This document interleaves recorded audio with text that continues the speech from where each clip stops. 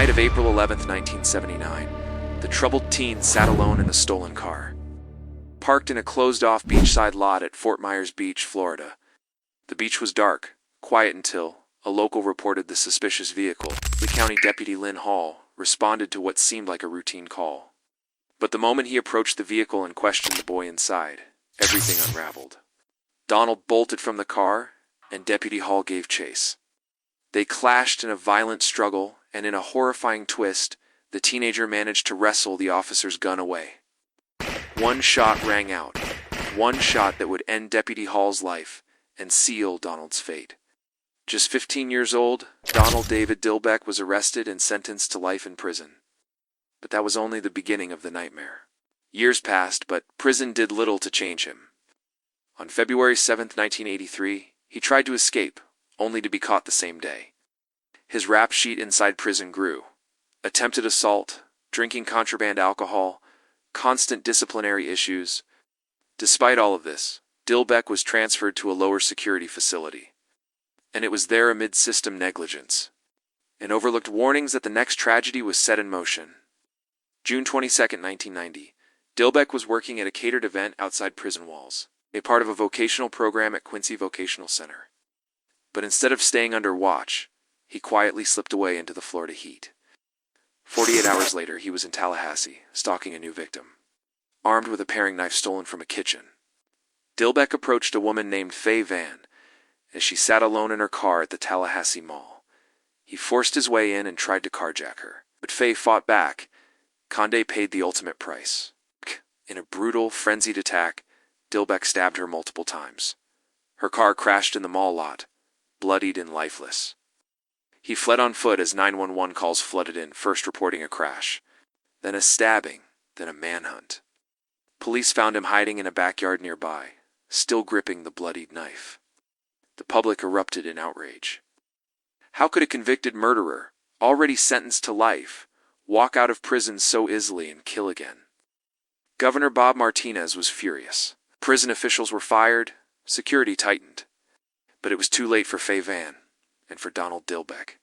His name now became synonymous with government failure, a political weapon wielded by both Martinez and Lawton Chiles in their campaigns. Echoing the infamous Willie Horton scandal that haunted Massachusetts Governor Michael Dukakis just 2 years before. In court, Dilbeck's lawyer admitted his crimes. There was no defense, only a plea for mercy, but the courtroom showed none. In 1991, Donald David Dilbeck was sentenced to die in Florida's electric chair. From a broken home to a broken system, his life became a dark symbol of what happens when early warning signs go ignored. A boy abandoned, a deputy murdered, a woman brutally slain, and a justice system left with blood on its hands. At his sentencing, Donald David Dilbeck stood before the judge not to plead for mercy, but to express a strange, somber regret. "I'm really sorry for what happened," he said. "I wish it did not because I'm standing here, but because it happened. I'm asking for a life sentence, not for my sake, but for my parents, his adoptive parents, who had taken him in after years of abuse and neglect. Insisted that Donald had been brain damaged since childhood, his development stunted by the damage done long before he ever held a weapon. In 1993, the state court awarded $150,000 in damages to the family of Fay, the woman he brutally murdered in 1990, but 2 years later, the ruling was overturned.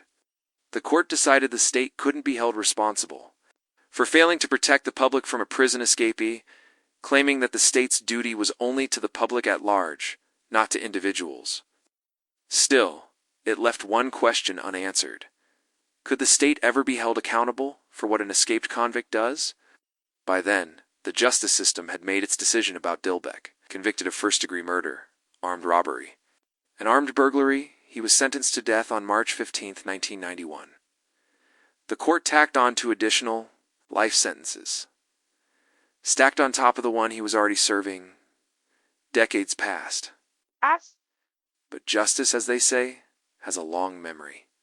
On January 23, 2023-32, years after the sentence, Florida Governor Ron DeSantis signed the death warrant. The execution was scheduled for February. The countdown had begun. On the morning of February 23, 2023, Dilbeck awoke in his cell at Florida State Prison, for the last time. He followed his usual routine and spent time with his spiritual advisor.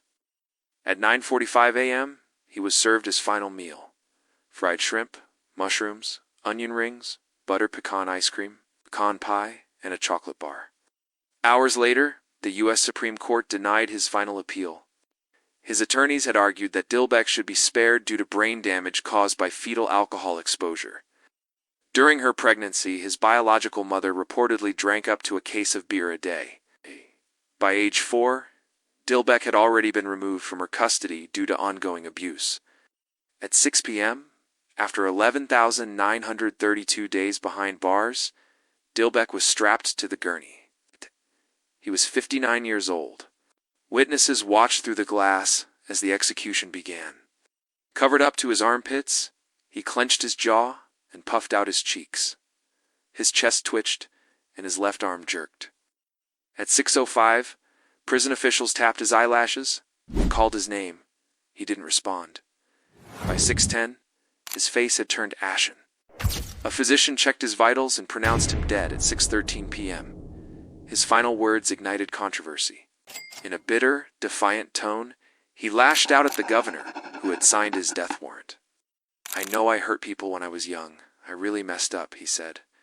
"But I know Ron DeSantis has done a lot worse. He's taken a lot from a lot of people. I speak for all men, women, and children. He's put his foot on our necks." His last statement, raw and profane, was a scathing political outcry from a man moments away from death. Outside the prison. A vigil was held by members of Our Lady of Lourdes Church in Daytona. Over 60 people gathered in solemn prayer. Across the road, a small group showed up in support of the execution. Inside the chamber, Fay Van's family sat quietly, watching Dilbeck die without expression. They chose not to speak to the press. But the prison spokeswoman delivered a written statement from Van's children, a silent echo of a grief that never fades. Donald Dilbeck's death marked a grim milestone, the 100th execution in Florida since the death penalty was reinstated in 1976, the first since 2019, a long-delayed punishment. Finally carried out, closing the chapter on a story that began decades earlier with a stolen car. A stolen life, and a system that, despite all its warnings, let a killer slip through the cracks.